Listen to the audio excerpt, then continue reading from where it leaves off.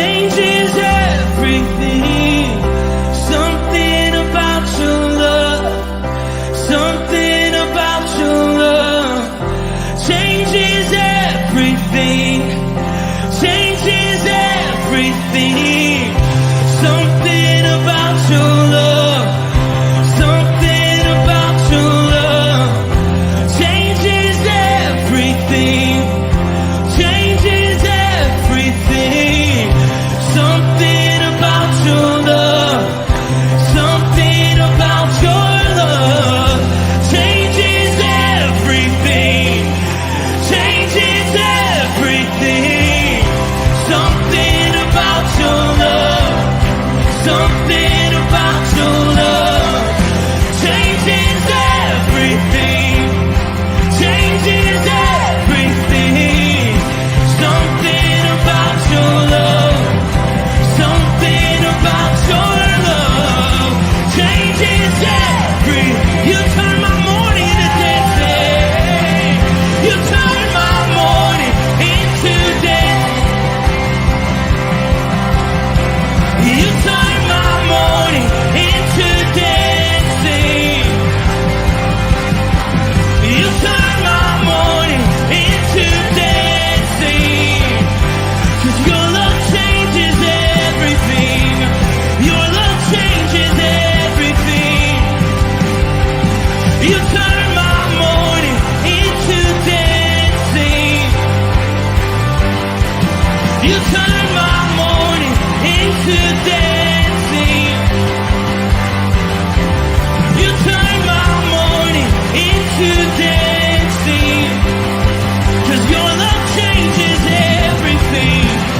Your love changes everything.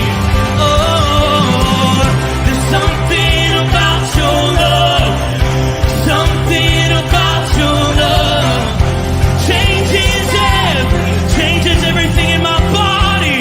Oh, something about your love, something about your love changes everything. It changes everything. Something about your love, something about your love changes everything. It changes everything. Something about your love, something about your love changes everything, changes everything. Something about your love, something about your love changes everything.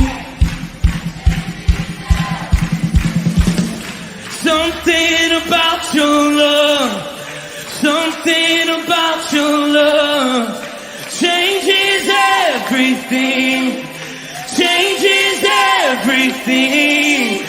Something about your love, something about your love changes everything, changes everything. Something about your love, something about your love changes everything. You turn my morning into dancing.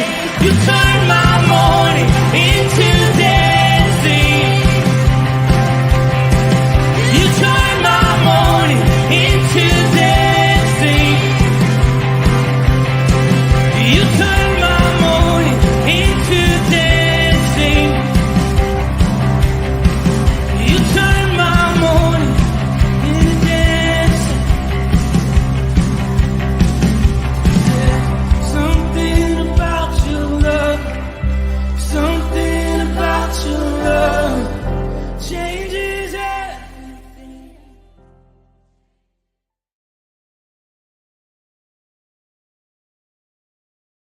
Tuesday. I'm Tim Morton, Southeast Michigan Director for FCA. And man, I'm just excited to be with you.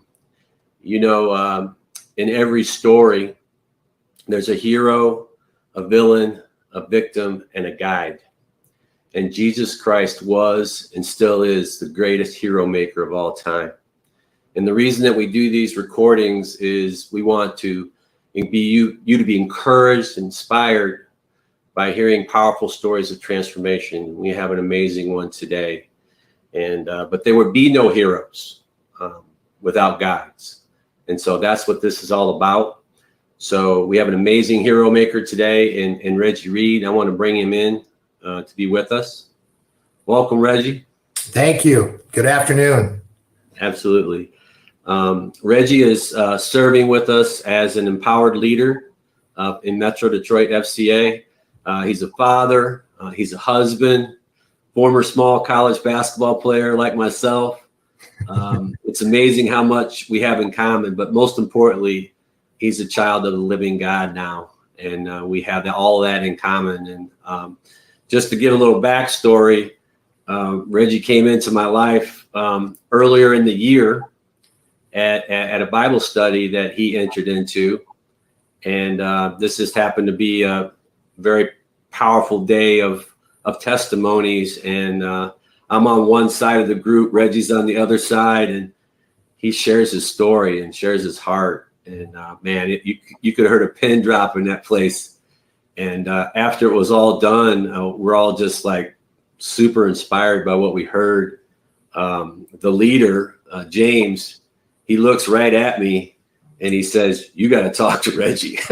So, and I knew it. So I don't know how long we talked that day. I know we talked for a considerable amount of time, but that's when everything launched. And it's just been so cool to see someone that has been off afar, but has been going on a very similar journey. Our pain has come from different places, but who we were before all that was very similar. So I want to give you the floor, Reggie, just to kind of share maybe a little bit the intro into how you got into the group, but then also to share really when you made that decision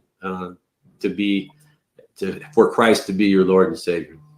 So I'm going to give you the floor. Yep. Thanks a lot, Tim. I appreciate that. Yeah, it's very interesting how God works in our lives. So I was at an event out in Oxford, and we were listening to a morning speaker, 5:30 in the morning with 300 men in a room. I was sitting at a table with this gentleman, James Hall, and I said, "I recognize you. I've seen you from somewhere." I said, "I'll have it by the end of the morning." And sure enough, he worked out at the same gym that we used to play hoops at. So we had that kind of connection. And he said, "Hey, Reggie, do you mind if I send you a devotional that we do every Friday?" This was I think back in December of 2021. He sent me that email and I looked at it every week. There's a Friday devotional. Thought it was pretty impactful. And every week I'd looked at it, but it didn't occur to me to go be part of that group. So I think it ended up being about 16 months later. One morning I opened up the email. It was about God's gifts, what he bestowed on us. What are your gifts was the question. That kind of fired me up. Like, what are my gifts? As a 52-year-old man now playing with a full deck, like what are my gifts? So I went that morning and then we were just kind of all of us together transformed. My story is one of abandonment. As a 9-year-old child in Pontiac, Michigan, 2 cops showed up at my front doorstep as a 9-year-old, and I'd gotten into some minor trouble. And the police officer said, "Don't worry, son, we're going to go in and talk with your mother. Everything will be fine. We'll be back out." So they went in, talked with my mother. They came out and said, "There's been a change of plans, and we're going to be taking you with us.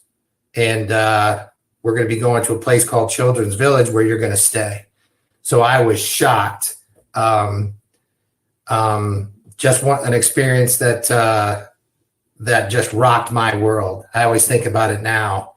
If I had that opportunity to go back and they asked me what I wanted to do, I would have never said I wanted to go to Children's Village, right? I would have stayed in the comfort of my home of Pontiac, where I lived for 8-9 years.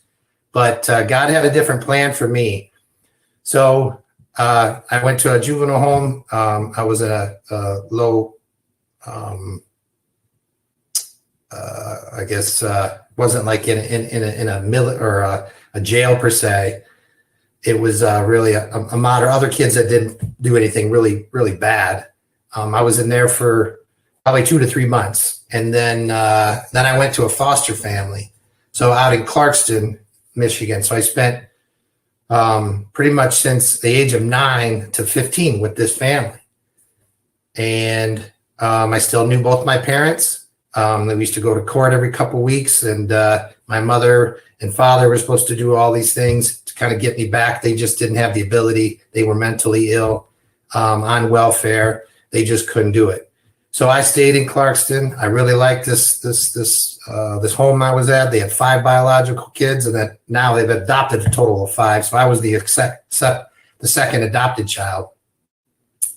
And I think probably 5th or 6th grade, I started playing basketball on the playground at Andersonville Elementary, and just kind of fell in love with this game, and became very, very good at the game. And again, I think that I was just a child that needed to be loved, needed to be cared for. But going through such an experience like that I built up walls and layers, that I was a bandit kid and I was not okay. But when I was on the court, I was okay, because I could perform very, very well, became known as a good shooter, and excelled.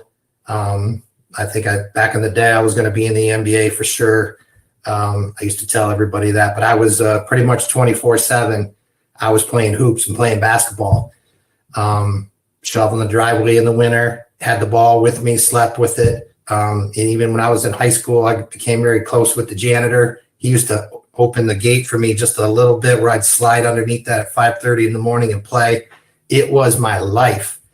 I felt sense of peace on that court, but I was a troubled and challenged kid. But the game was my respite. But my whole life was built around that game, and I did very well.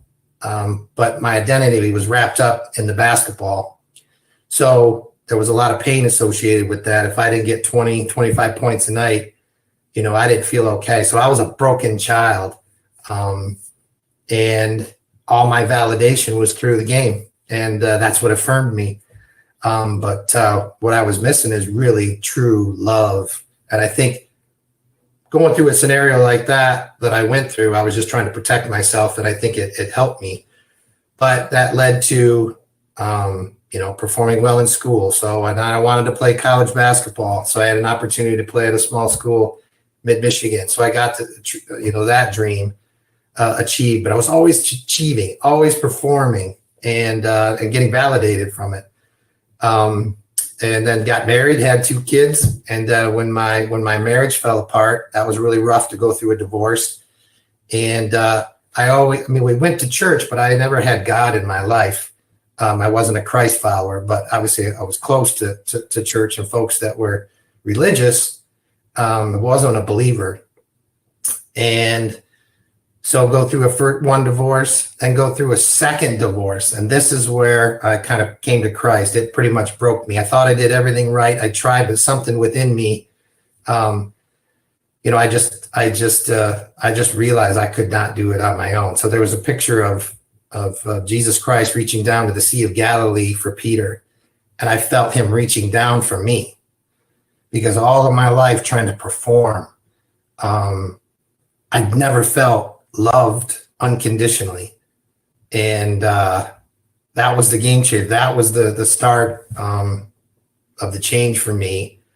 But I think I just recognized that I just couldn't do it alone anymore. I mean, I kept trying, but there was just such an emptiness in it. I would excel. I had a great job. I was an executive vice president for a company. I traveled the world, Japan, China, Brazil, throughout Europe, everything I wanted to achieve, but I was kind of broken inside. So all that emptiness I was trying to fulfill through performance-based. But once I understood that God loved me just who I was, that was a true game changer, and started the process of redirecting and reinventing myself in my heart. Man, that's powerful. The word I kept thinking about is transformation. You were being slowly transformed, and one way or another, our amazing Lord is going to get our attention. And I think he got our attention. I think that's what bonds us together, is that we were both trying to to do it all on our own. And even though achievement has done some great things in our lives, and those are all been blessed by a lot of that, you know, and certainly the relationships, some of them we still have as a result of all that. But the question is, who are you, right? Who are you? You're not what you do. If you're a child of God, you're his. So it answers those two questions. Who are you and whose are you? And it doesn't mean you're perfect by any standards. And I know being in that group with you, we realize that everybody comes into that room is flawed in some way, shape, or form. We all know it. But It's a safe place to be because we're all coming there for the same reason, because we're seeking something that we know we can't do on our own.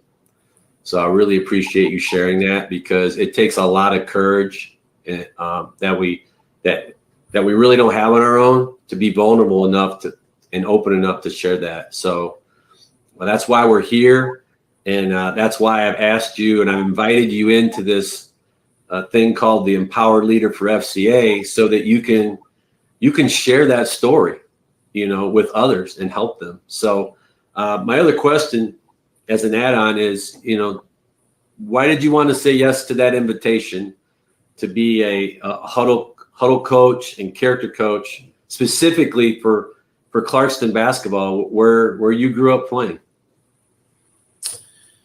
Well, I think what comes to mind, I think first is that once I felt the peace,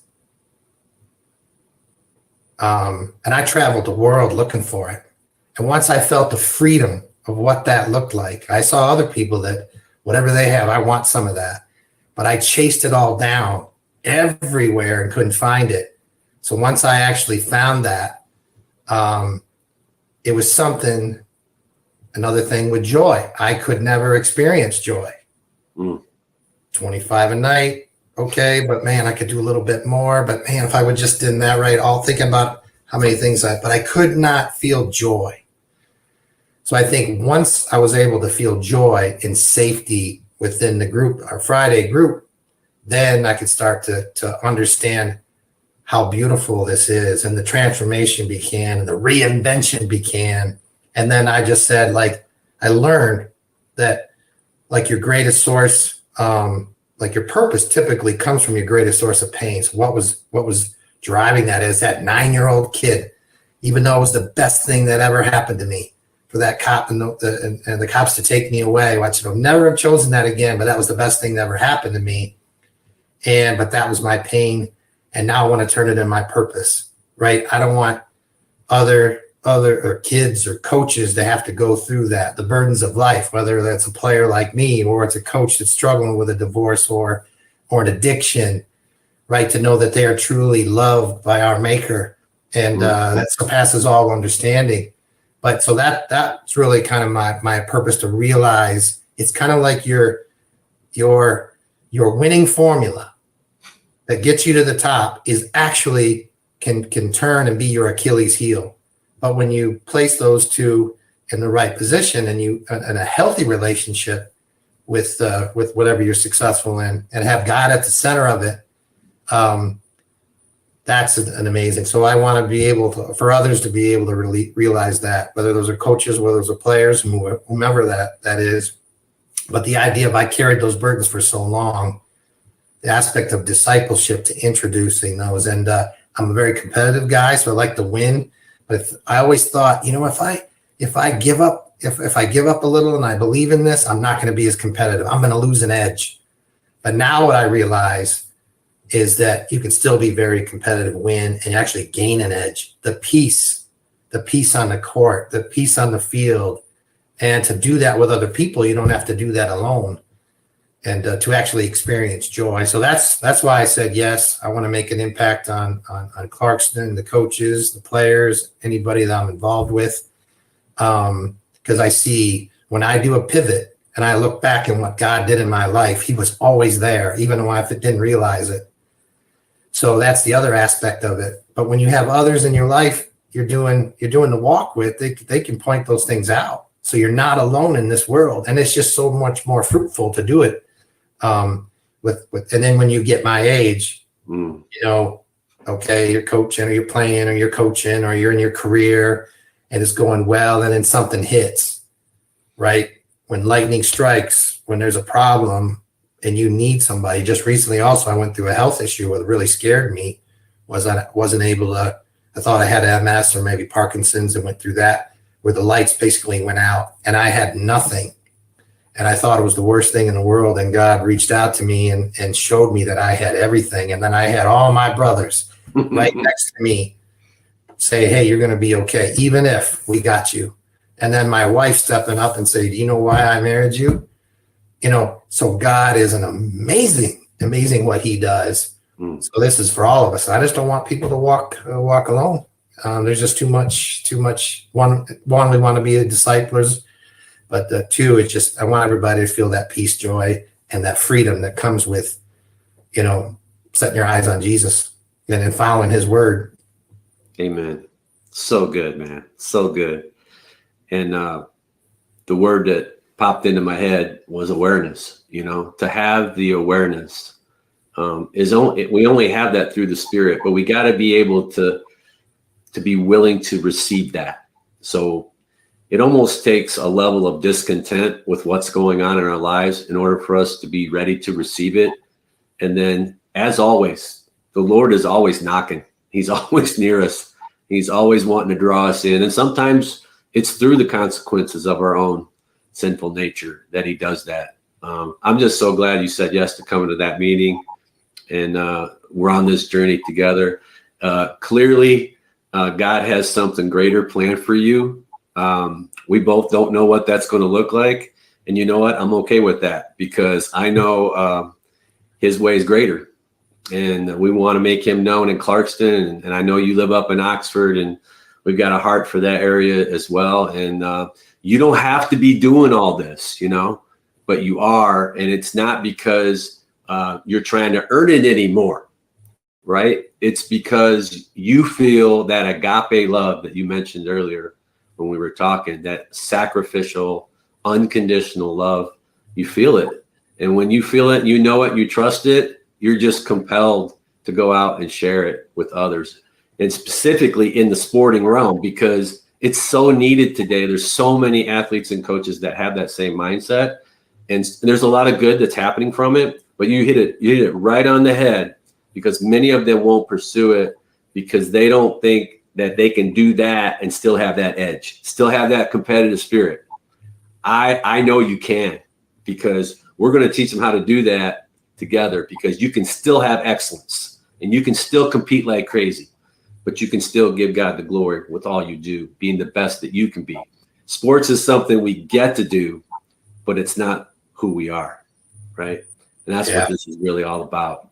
And I think, Tim, the other piece that's important too is what I've learned is it's an alignment. When you get the alignment right, or the other way it's put, like when Jesus Christ is invited into your practice, it's invited into your party, it's invited into your home, and he's close to you, he can do amazing things. So invite him in, you have that awareness, but when you get that alignment right, you can sit there and watch and have evidence of what happens. I'm seeing that on almost a daily basis, the last 2 or 3 weeks of what he is doing. So it's encouraging. I got that alignment there, and things are happening. Things are happening in my own life and other people's lives, and then I'm able to enjoy it as well. So I think for getting those coaches aligned properly, making them aware that, like you said, you can still be very, very competitive. And it's important, but it's good news. It's joyful. I just don't want to keep this to myself, right? I know. And I appreciate you so much. I want to thank you for coming on. I know this is going to inspire someone, but I just really appreciate it. And I love you, brother. Yeah, I love you too, Tim. Thank you for the opportunity to share. And yep. God bless you. Yep. God bless you as well. Yep. Well, that was fantastic. And if you are a man or a woman who would love to know more about our ministry or become an empowered volunteer like Reggie, please reach out to us. We would love to have that conversation with you. But until the next time, this is Tim Morton with Southeast Michigan FCA, where our mission is to lead every coach and athlete into a growing relationship with Jesus Christ and his church. God bless.